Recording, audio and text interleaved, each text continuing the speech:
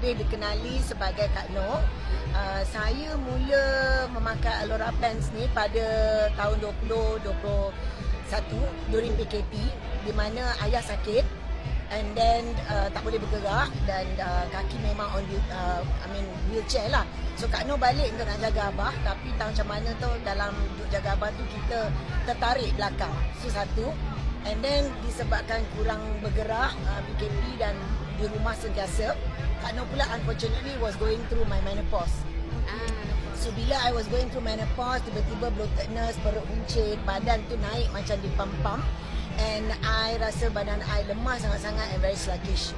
So I posted my story on my Facebook and a good friend of mine, Ash, kenalkan dan suruh I try Alora Pants. So bila I try Alora Pants tu, the first few nights tu I tak rasa apa-apa. In all honesty, I tak tahu pun apa yang I patut rasa. Tetapi satu je I dapati, for an insomniac macam I yang susah tidur dan payah sangat nak tidur, nak lelap, I tidur deep sleep. Then by 5:30 baru I jaga and rasa fresh. That was my first few days. Then I continue pakai long hours and then I minum at least minimum pun 3 liter of water. I realised on my 2.5 months tu, I lost 2 kg. Wow. And what happened was I berulang-ulang pergi bilik air. I was flushing a lot of water. So that means bulging, bloatedness tu semua air. So I terus pakai setahun sampai tahun 2022 February, total I've lost 10 kg.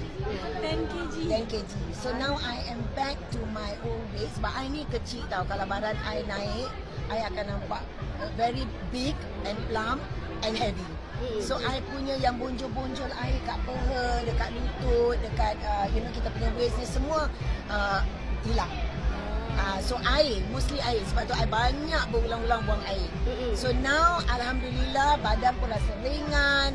I boleh jaga abah and then I can do my own activities, back to work. So memang rasa sihat lah, Alhamdulillah. So memang I tak ada major problem. Tapi belakang tu pun dah tak rasa lagi.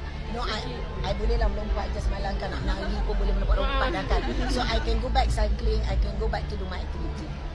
So that's what happened. That's it. Okay.